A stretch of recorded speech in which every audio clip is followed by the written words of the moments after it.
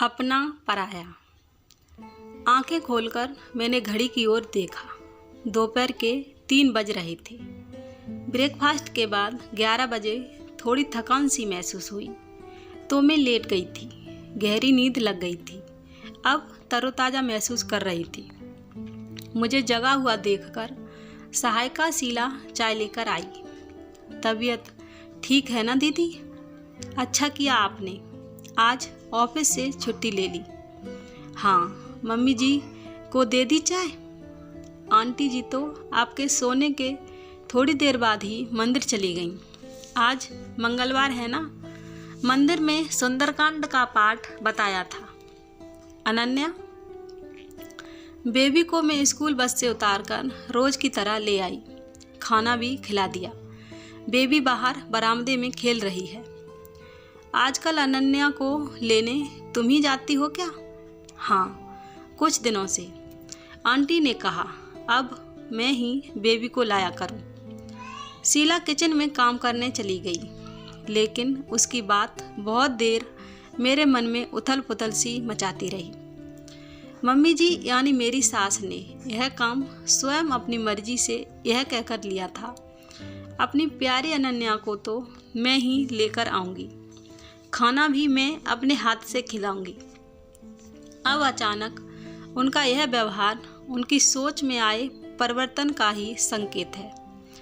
अनन्या के प्रति उनके व्यवहार में बदलाव तो मैं पिछले कुछ दिनों से ही महसूस कर रही हूँ, जब से डॉक्टर ने मेरी प्रेगनेंसी की पुष्टि की है।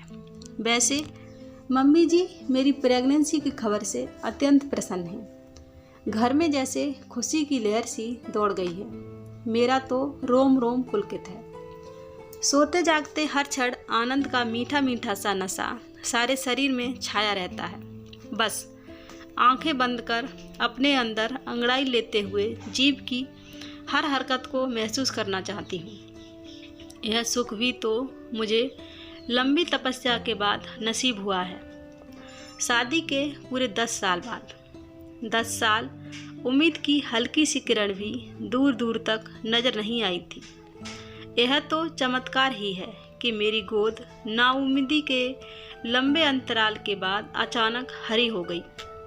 पूरा घर खुशियों से भर गया। जैसे ही मैं रिलैक्स होकर बिस्तर से उठने लगी, अनन्या मुझे जगा हुआ जानकर मेरे पास दौड़कर आई और गोदी चढ़कर मुझसे चिपक गई। मैंने उसे कसकर सीने से चिपका लिया और जी भरकर उसे चूमा। ऐसा करने में मुझे हमेशा स्वर्गिक आनंद महसूस होता है। कुछ देर मेरे प्यार के सागर में गोते लगाने के बाद अचानक अनन्या बोली, मम्मा अभी तो दादी नहीं है ना, इसीलिए मुझे आपकी गोदी से कोई नहीं उतारेगा। और ताली बजाने लगी। उसके मासूम चेहरे पर जैसे किसी बड़ी जीत की चमक साफ झलक रही थी। उसकी इस भोली सी बात से कल की सारी घटनाएं मेरी आंखों के सामने घूम गईं। कल शाम ऑफिस से सीधे डॉक्टर मीता के क्लिनिक में चेकअप के लिए राजेश के साथ गई थी। डॉक्टर मीता ने चेकअप के बाद कहा, स्वाति, शुक्र है ईश्वर का, अभी सब ठीक ठाक है, किंतु शादी के काफ़ी साल बाद और इस उम्र में प्रेग्नेंट होने से तुम्हें बहुत सावधान रहने की ज़रूरत है। जरा सी लापरवाही भी महंगी पड़ सकती है। ऑफिस से जितना अधिक से अधिक हो सके छुट्टी लेकर आराम करना तुम्हारे लिए बेहतर होगा। क्लिनिक से बाहर कार तक मुझे राजेश अपने से चिपकाकर बाहों का सहारा देकर लाए तो मुझे हंसी आ गई। मैं फक से हंस पड़ी। राजेश, तुम भी ना मुझे ऐसे पकड़े हो जैसे मैं कमज़ोर या बीमार हो गई हूँ। सुना नहीं तुमने डॉक्टर ने क्या कहा? तुम्हें बहुत ध्यान देने की ज़रूरत है। हाँ बाबा, लेकिन अभी तो मैं ठीक हूँ। मैंने देखा डॉक्टर की बातों से राजेश ज़्यादा ही चिंतित हो गए हैं। जब घर पहुंचकर मैं कार से उतरी, अनन्या हमेशा की तरह दौड़कर आई और मेरी गोदी चढ़ गई। राजेश और मेरी सास दोनों एक साथ उस पर बरस पड़े। अरे अनु, उतरो मम्मी की गोदी से, अब तुम बड़ी हो गई हो। इस तरह मम्मी के ऊपर मत चढ़ा करो, समझी। इस डांट से रुआंसू होकर अनन्या अंदर जाकर पलंग पर गुस्से में लेट गई। मुझे उसे बहलाने पुचकारने में करीब आधा घंटा लग गया। मैं इस बारे में राजेश से बात करना चाहती थी, लेकिन मैं इतनी थकी हुई थी कि बिस्तर पर लेटते ही आंख लग गई। कल दादी की डांट से वह शायद अभी भी नाराज थी, इसीलिए उनकी अनुपस्थिति में मेरी गोदी चढ़कर वह फूली नहीं समा रही थी। शाम होने ही वाली थी। अनन्या को तैयार कर खुद भी कपड़े बदलकर मैं मन बहलाने के लिए अनन्या के साथ पास के पार्क चली गई। पार्क में शर्मा आंटी मिल गईं, जो शाम को नियमित वॉक करती हैं। देखते ही पूछ बैठी, अनन्या बेटा, आज आप बहुत दिनों बाद दिखाई दे रही हैं। आपकी दादी की तबीयत तो ठीक है ना?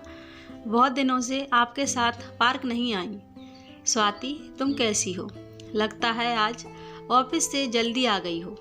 आंटी ने प्रश्नों की झड़ी सी लगा दी।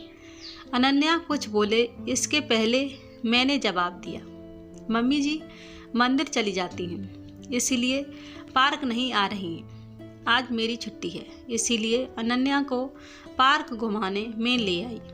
उनकी जिज्ञासा को शांत कर मैं तुरंत अनन्या को लेकर झूले की ओर बढ़ गई, ताकि वे और पूछताछ न शुरू कर दें।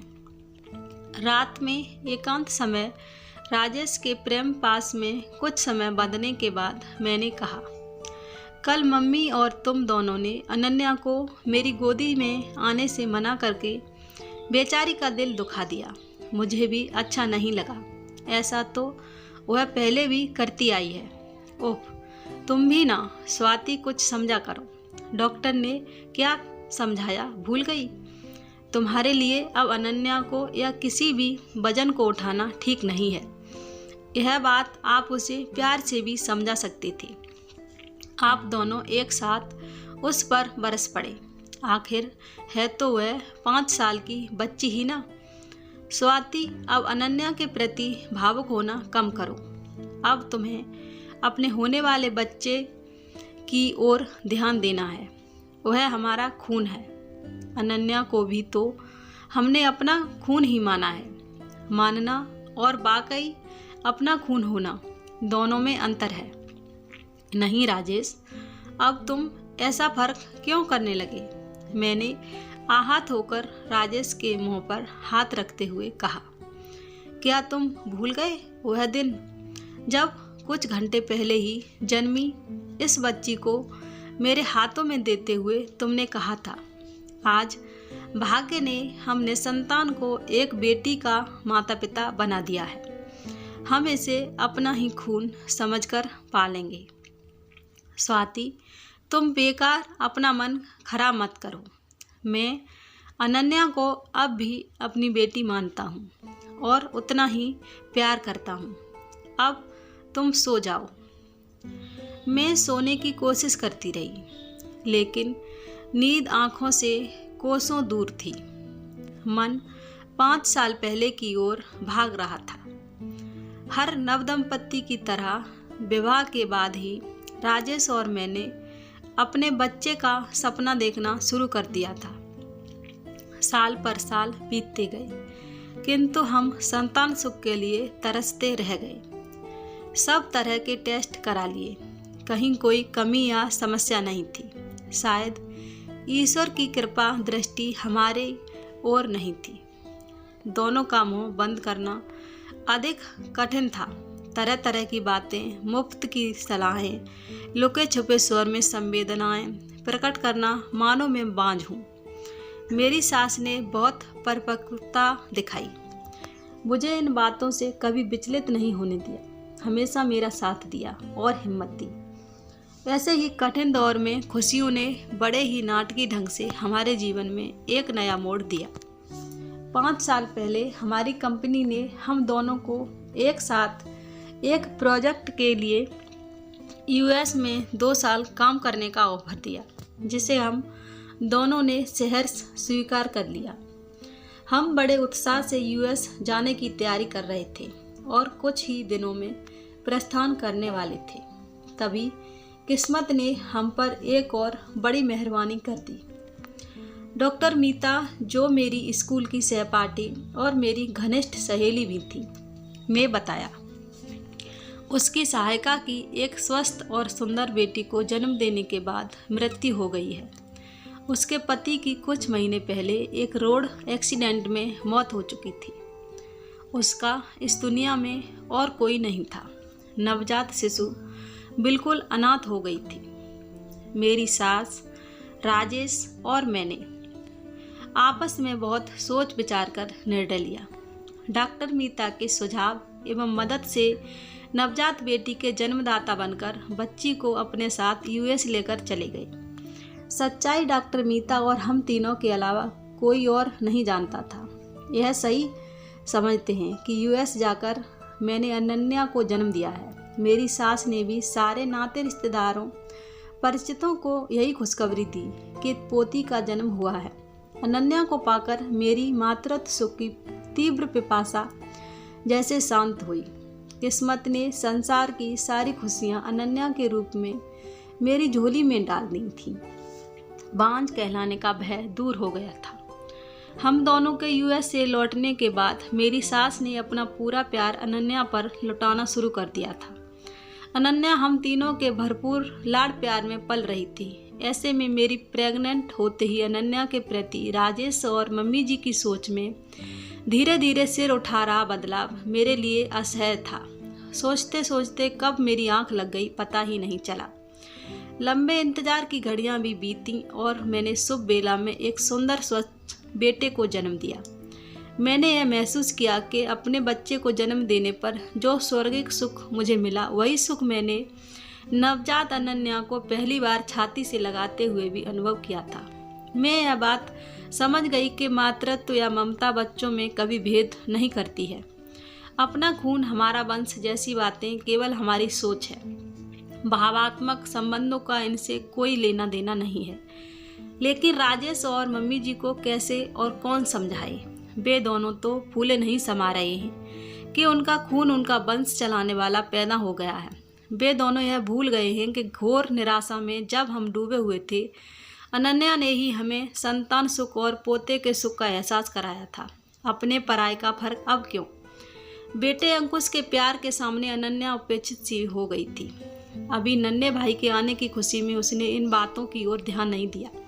सारा समय अंकुश के आगे पीछे ही घूमती रहती। मैं भी उसे कुछ ज़्यादा ही दुलार देने लगी हूँ ताकि उसे कुछ महसूस ना हो। लेकिन जैसे ही वह पापा और दादी के प्यार और व्यवहार में फ़र्क महसूस करने लगेगी, तब क्या होगा, यही सोचकर मैं परेशान हूँ। बच्चों के बीच इस तरह के भेदभाव से क्या अनन्या की परवरिश और मानसिक विकास पर विपरीत प्रभाव नहीं पड़ेगा? ऐसा होते हुए मैं चुपचाप कैसे देख सकती हूँ? कुछ ना कुछ तो करना ही होगा। 2 महीने बीतने के बाद मैंने मायके जाने की इच्छा जाहिर की। सोच विचार के बाद मैंने कुछ निर्णय मन ही मन ले लिया था। इसीलिए मैं माँ के पास जाने के बाद जोर देने लगी। राजेश मुझे माँ के घर छोड़ने आए। जब वापस आने लगे तो बहुत देर तक अंकुश की गोदी में लेकर प्यार करने के बाद बोले, स्वाति जल्दी घर आ जाना।